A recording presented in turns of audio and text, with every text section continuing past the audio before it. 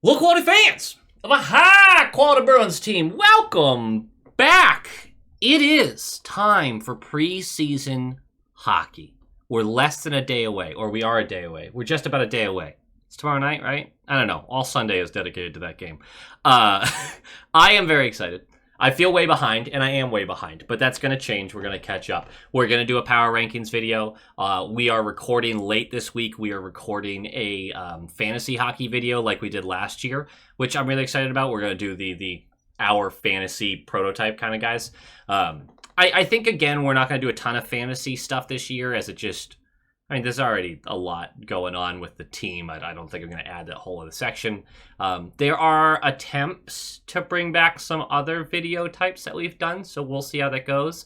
Last year was largely just the game reviews. I hope to find time to do a lot more stuff. I really want to. I feel like I said it every year, though, so we're going to kind of see how we can do it and see what we're capable of.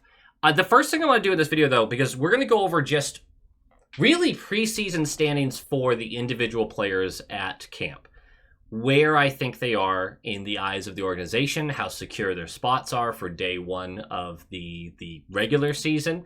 And there's going to be a couple names that I think are more interesting to talk about than others, so I've grouped them up in certain ways. But Saturday, as most days have once camp opened, saw two different groups take the ice at separate times, and they were split up into what was basically lines. And so I have these groupings here.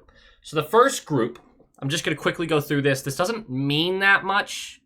This is the season of overreacting, and I want to overreact so badly. There is one player that I want to talk to about how they're being used right now in these lineups, but literally just one, because I'm trying not to read the tea leaves and overreact. Group A saw Geeky, Elias, Arvidsson, Huznadinov, Middlestat, Steves, Beecher, Mitten, Lysell, Merkulov, Farinacci, and Lush-Millis. Lohrei, McAvoy, Zadorov, Jokiharju, Callahan, Sweezy, Johansson, Gallagher, and then Swayman and DiPietro. Not a lot of interesting stuff here. I mean, it's nice to see Lohrei and McAvoy together and Zadorov and Jokiharju. I've been very critical of Zadorov in the past. I've been very critical of Jokiharju recently. So it's going to be really funny if that tandem works out, because that's just like the anti-low-qual tandem there. But they had some really good results late in the season, the pair working together. I very much worry about... I mean, both of them. I'm hoping Zadorov... We've had this conversation. But Lohrei McAvoy is interesting to me just because it's clear that they want that to work. Lohrei has to find another gear defensively, or else McAvoy's prime is just wasted taking care of someone who can't take care of the defensive end, and it just gets more frustrating. Whole different conversation, one that we'll have further down the road. The Group B was Jeannot, Zacha, Blumel, Asimont, Corrali, Kaslik, Tufte, Patra, Duran, and then Veal, Brown, Bancroft, with Harrison working in for reps as well. Hampus, Peak, Harris, Soderstrom, Brunet, Asperat, and Edward Warner are your defensive pairings, and then Korpisalo and Zajac were your goaltenders. Not a lot to read into. Patra is the one I want to talk about, and we're going to get to him. But Patra being with Tufte and Duran says something to me, something that I don't want to hear right now, but I have to. Ears are open, and they're pretty big. I got big ears. So, one other quick little note here. You might have noticed, no Pasternak. He has tendinitis, so he's not on the ice yet. He has asked to go on the ice. He's requesting it from the front office. The front office is putting up the stop sign. They're holding him back from practicing, as per the reports from Sweeney himself. So I'm not too worried. Everyone says it's fine. It's fine. I'm betting that a lot of you feel like I do, where you're not freaking out.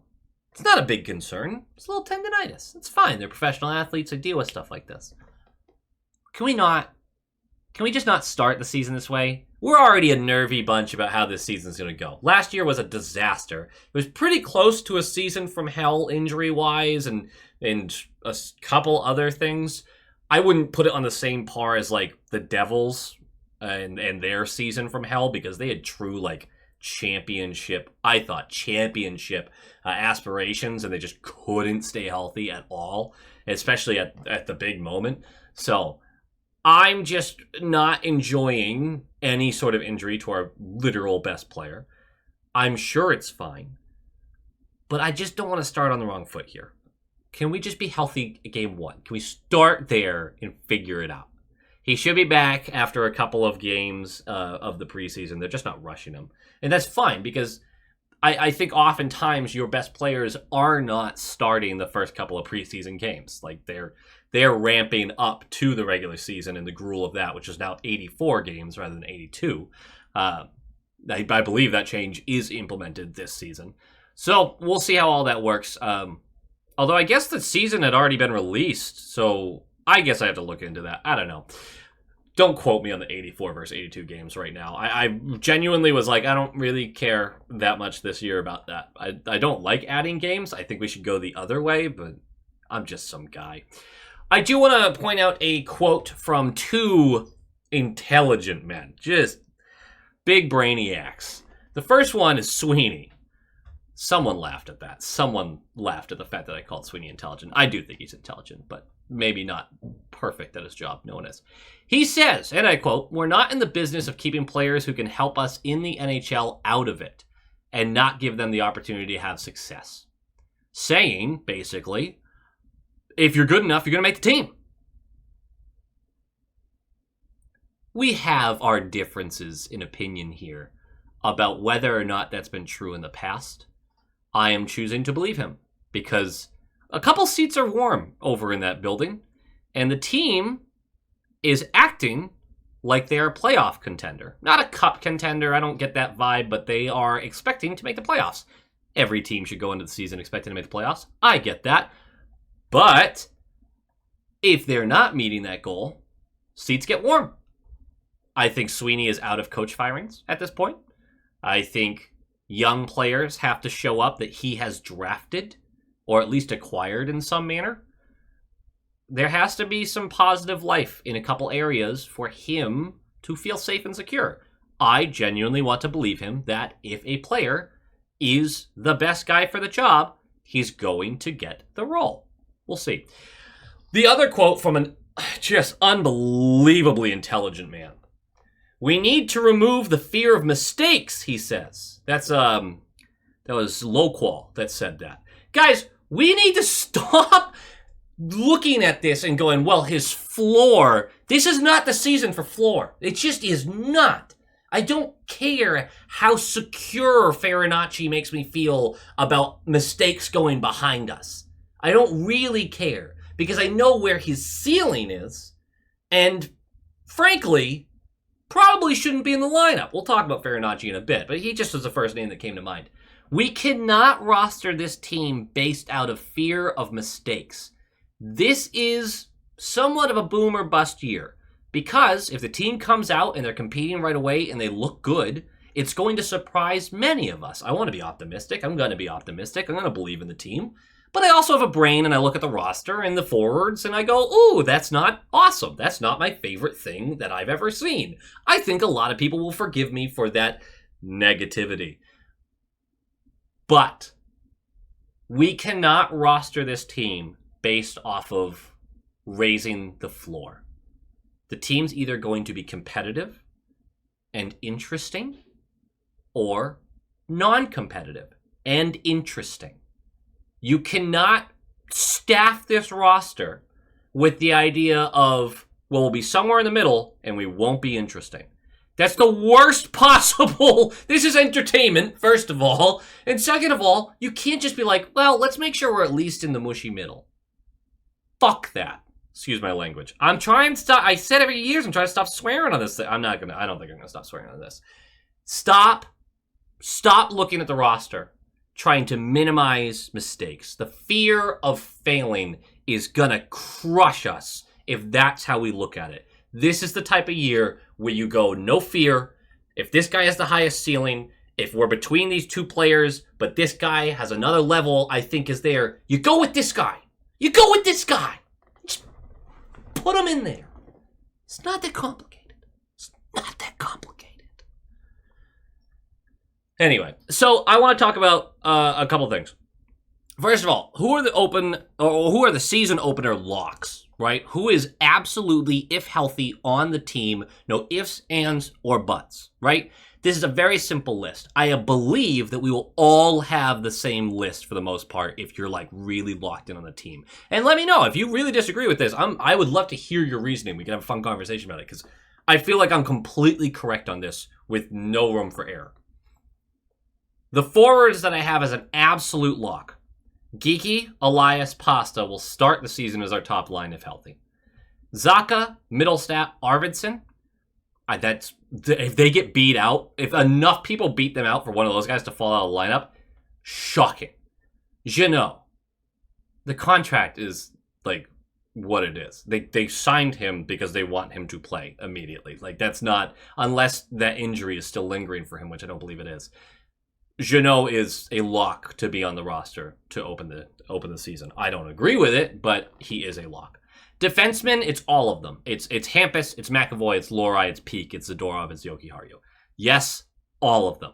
The cliff is vast and deep past these 6 players. Think about how much I disliked Jokiharju's performances and how many times I said he got dog walked. Think about that. And he is still far and away the best 6th defenseman we have on this roster, unless someone shocks us. But yes, absolutely, those 6 are starting the year as our defensemen. And then as far as goaltenders goes, Swayman, his contract, I can't even say his performance right now, although he's clearly the best goaltender we have. So, easy peasy, cross those names off. I think there's very minimal argument you could actually have with that. What that means is that there's a couple positions that appear empty-ish. The entire bottom 6, besides Jeannot, who is likely going to be either our 3rd left wing or 3rd right wing, depending on who forces their way into the lineup, that's open. It's not open in the way that like there are 5 slots truly open, because we're going to talk about a couple players who are like most likely taking a few of those spots. But technically, we have no idea how the bottom 6 is going to be constructed yet. So, as much as I think Kastelik is a lock to make the team, he's still on the fringe enough, and I don't know if he's going to be 3rd line or 4th line. I don't know if he's going to be center or wing.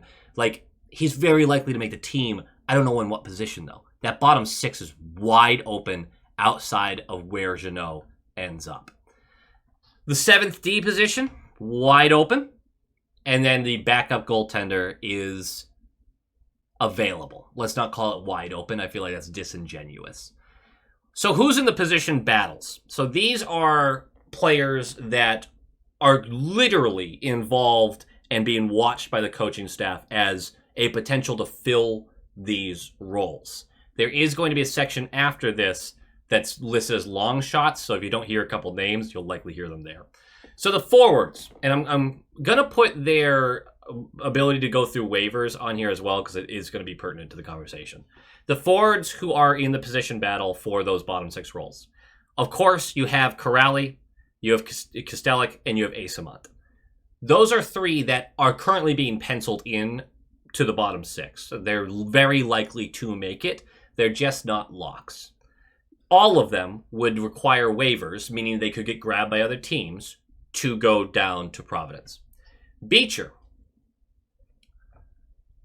he's involved, and he could be closer to that likely to be in it, but I'm putting him very much fringe right now. He requires waivers. Blumel requires waivers. Who's Nadinov requires waivers. Liesel, Patra, Minton, none of them require waivers. They can be sent down to the AHL with no issue. And then Steves also requires waivers. I don't know why I did it in that order, but I did, and I put Blumel's name twice. Preseason form, my friends. Preseason form. Defensemen, you have Callahan, you have Harris, and you have Soderstrom, who for some reason the Athletic refuses to acknowledge. I'm very confused as to why every article I've read, they're just not pointing out Soderstrom at all. I don't know. Soderstrom, all of them, I believe, actually require waivers to get sent down. And then Korpisalo and DiPietro both require waivers to get sent down. We're going to talk about them in a minute. The last section, the long shots. This is actually where the discussion's really going to start, and then we're going to move back our way back up to the actual position battles.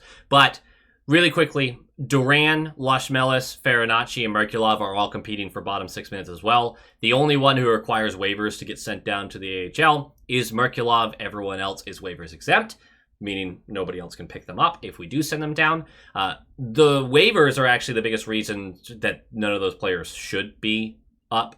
Farinacci, you already know, is ceiling. So, and it's not beating out the other players that you already have signed or are competing for these roles. Duran, he's just not going to beat anyone out to a level where you go, oh, he's legitimately better. He can just get sent down and get more practice in Providence. He's a fourth line guy anyway. They're not going to force him up there.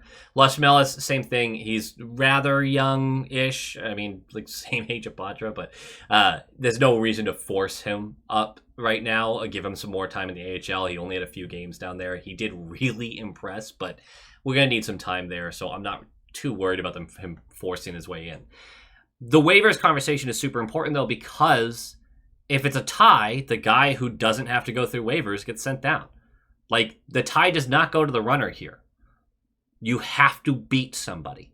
And I don't think any of those four guys, Merkulov aside, is able to beat anyone to a level where they'll be allowed up. Merkulov's the one interesting one, but this team just doesn't seem to value what he does well.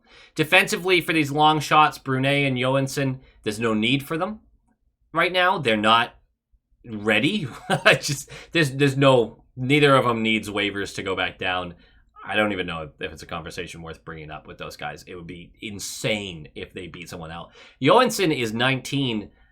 I would expect by the end of the year him to be impressive enough for people to be like, I don't know, maybe he kind of should be a sixth defenseman. We've just got time there. There's no reason to push.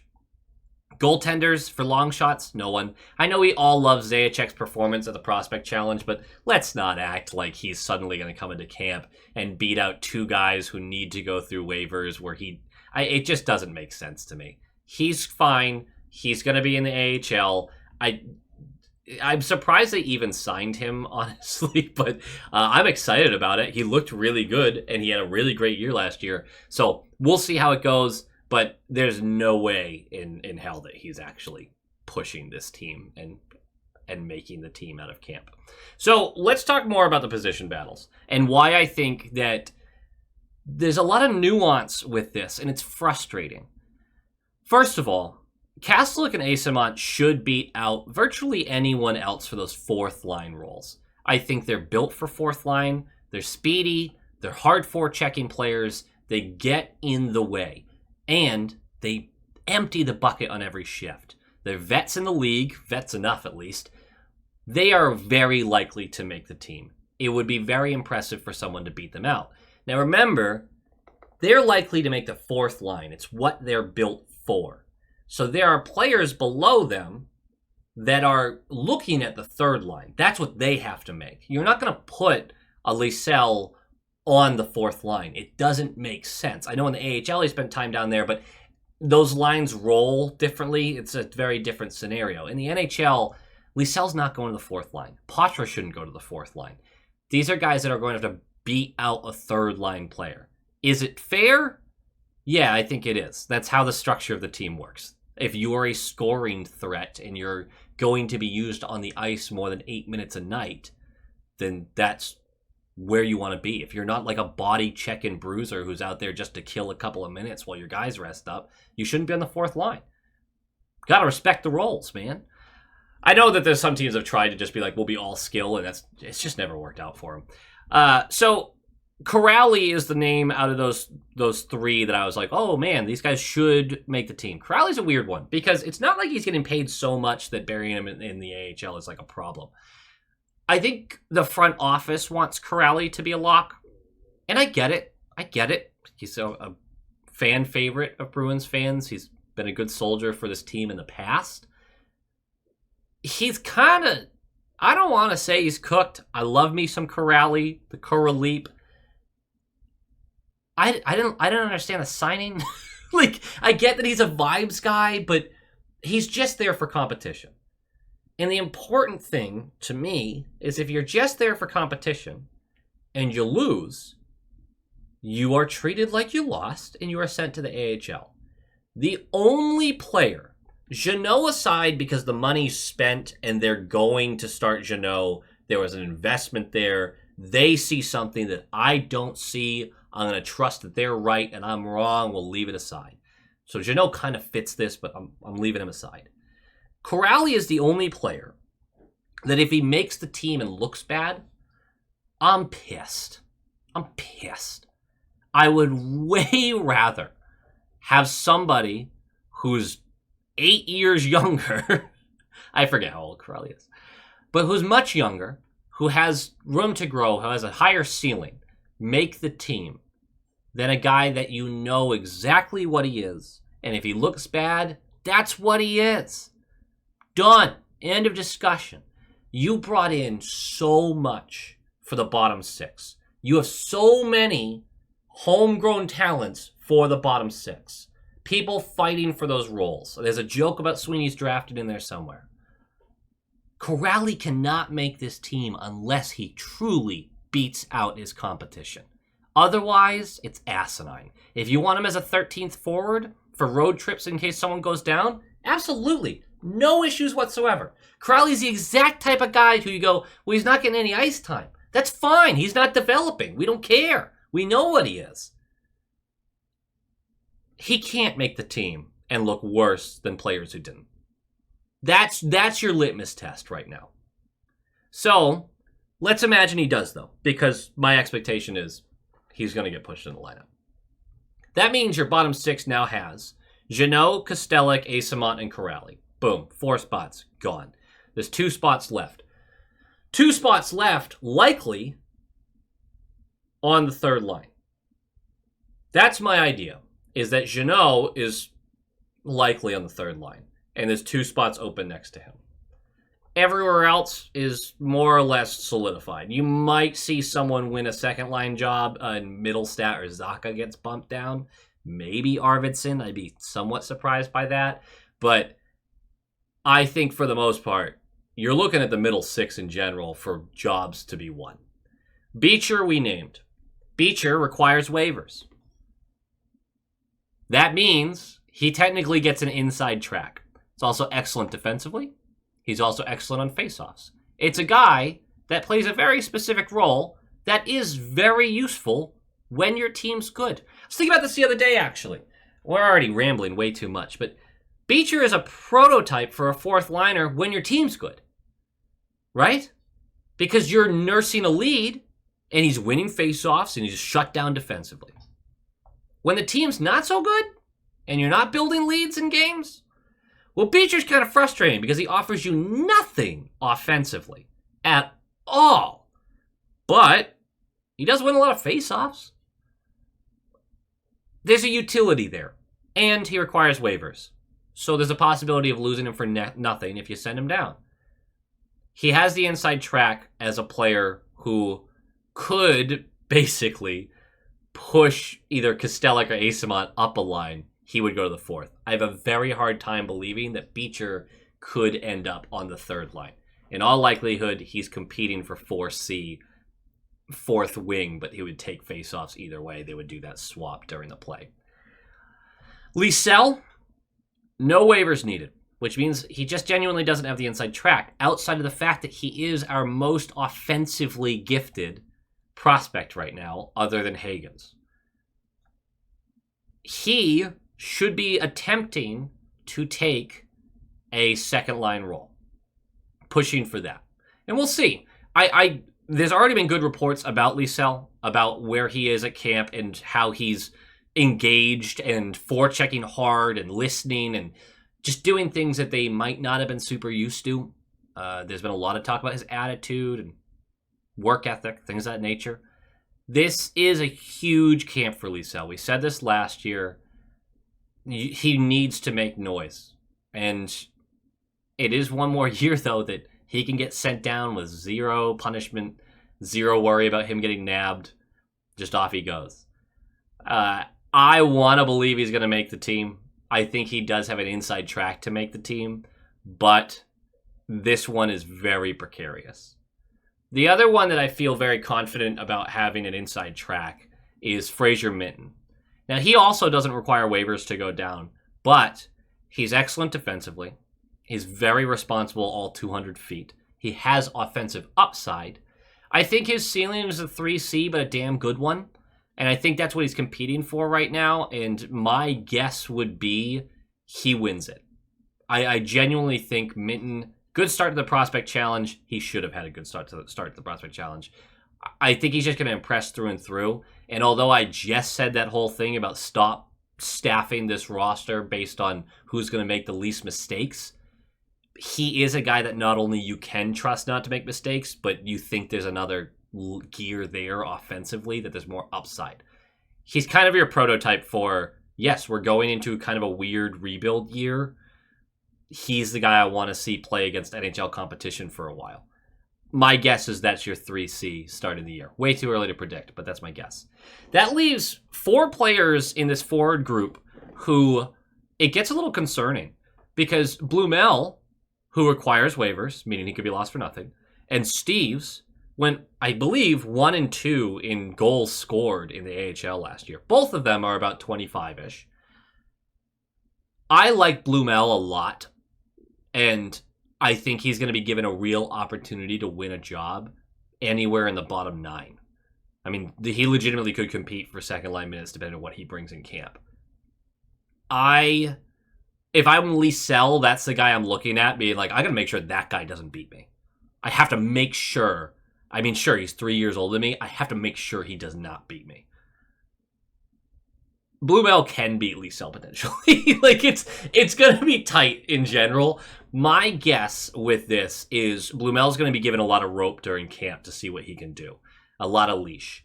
And if he shows out, it's going to be one of those things where, okay, well, these guys don't require waivers. That's a deciding factor. Blumel, I think, understands he just has to match what a lot of these other guys who are waivers exempt are doing. And that's why it's such a big conversation about who is and is not waivers exempt. Who's Nadinov? Requires waivers. I don't think this team uses him well. I don't think he fits in this roster well. I really like who's Nadinov. I really, really do. But I have a hard time seeing what level he can get to that's going to allow him to beat out all these other players battling for bottom 6. They're putting him on lines that have to do with like 4th line minutes. It doesn't make sense. He's not very big. He's not like a hard forechecker, although he's speedy. He's got a lot of offensive creativity, but in the bottom 6, that starts to have less value if you can't bring the physical side to things. I think Nadinov, ironically coming from the Wild, is stuck in the mushy middle. He's in a really tough spot. My guess is he gets waived and maybe gets nabbed by someone else. I don't think he makes the team. Maybe we get to keep him through waivers. He passes through waivers, but I have a hard time seeing him make it out of this camp. You also have Steves, who I think is going to be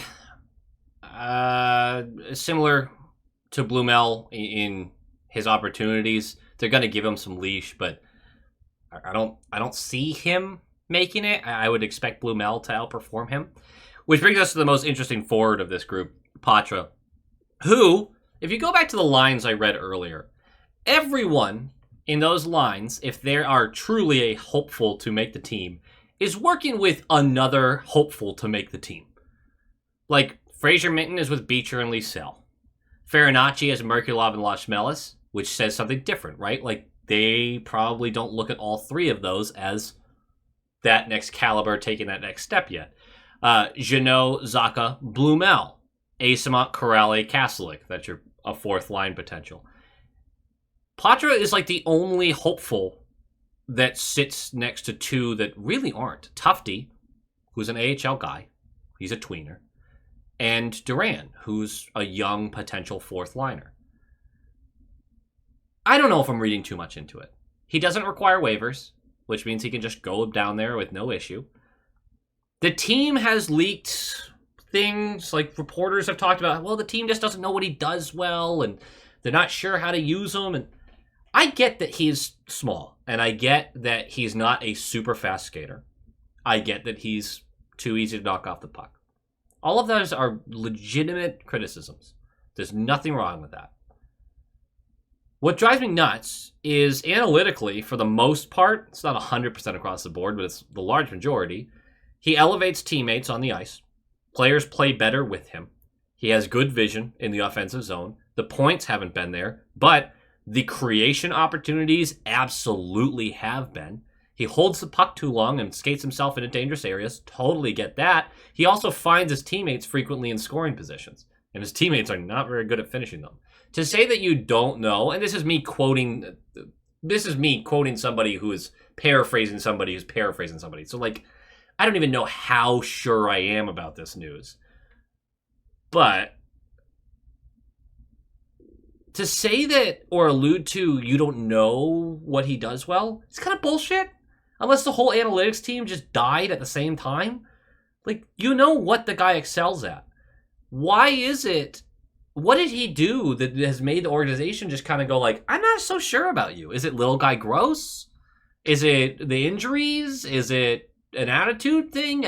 It just seems weird to me that we wouldn't be looking at him this year as, man, he has a real chance to make this team. I think he does have a real chance to make this team. I just don't think he makes it. There seems to be some weird vibe around Patra that has a negative connotation to it. I know that many of you have kind of fallen off on Patra and you're like, I just don't see it with him. I don't like him. It's just fine. We don't have to agree on every prospect. I like Patra. And I like his offensive vision. And it's something that I'm really looking for this year from this team is a little improvement offensively. Just a little. They're not going to be in the top half of scoring this year. But if they could be in the early 20s, fantastic. That'll beat the 31st place or whatever the hell we finished at last year. He adds an offensive ability. He's also pretty sturdy defensively. Does he get knocked over? Sure. But his positioning, his micro analytics, everything for his defensive side of the puck, pretty solid, especially for a guy who's 21. He's 21. I think sometimes people are like, oh, well, he's been with the organization for years. He started when he was 19. Like, there are guys coming into the league at 21, 22 that you're super excited about because they're new to you. Patra's not new, but he's the same age as these guys. Patra's got a chance. I'm not saying he doesn't, but he doesn't require waivers, and he has to truly beat somebody out. And Fraser Minton, his floor is higher. I think Patra's ceiling is higher, but how are you constructing it? I don't know. If it were me, both Minton and Patra would be in the lineup day one. And of course, that could change 15 times through the preseason, and I could change my mind a bunch. We'll see. But let me know what your thoughts are on those players, how you feel about those guys, who you think is actually going to make it. As for the defensemen, for the position battles, it's Callahan, Harris, and Soderstrom for that 7th D. Soderstrom does require waivers. I think it's Harris probably that ends up as your 7th D, but any of these guys, and you're like, okay, it's not great, but whatever. It's two of them. Harris and Soderstrom are just like we picked up off the heap, and Callahan's been with us for a long time, and we know what he is. But none of these guys are like young prospects that are going to leap to another level or anything like that, or at least not the way we expect them to. Not the way we would expect like a 20-year-old to. So I don't think that's like a very interesting talking point. Harris is my prediction for 7th D, and then goaltending. They both require waivers. DiPietro, if he so much as ties Korpisalo through the preseason, I think they should go with him, just money-wise, because it saves more cap room. But my guess is they'll go with the guy they know, which would be Korpisalo. So, way too early predictions, but might as well go all in on them. My way too early line predictions for game 1. Geeky Elias Pasta. That's a lock. That's an absolute lock. Zaka, Middlestat, Arvidsson feels extremely likely. I don't know if that's exactly how it will shake out, but it'll be those 3 players on the second line is my guess. Those are their positions to lose, I believe. Corrali, Minton, Liesel on the 3rd. I think it's going to piss me off. I don't think I'm going to agree with it. It is my prediction right now, though.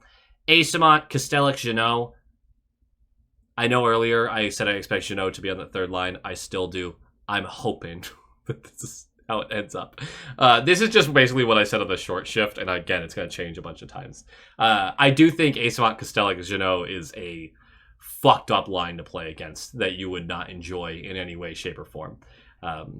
If you do have two young guys on the third line, Jeannot does make more sense to move up. I'm maybe swap Corelli and Jeannot as far as the predictions go, but we'll see. Defense is going to be exactly what we said earlier. It's going to be Lohrei, McAvoy. It's going to be Lindholm, Peak, and Zadorov, Jokiharju. Swayman, and then Korpisalo. That's my prediction way too early on. Let me know what your thoughts are.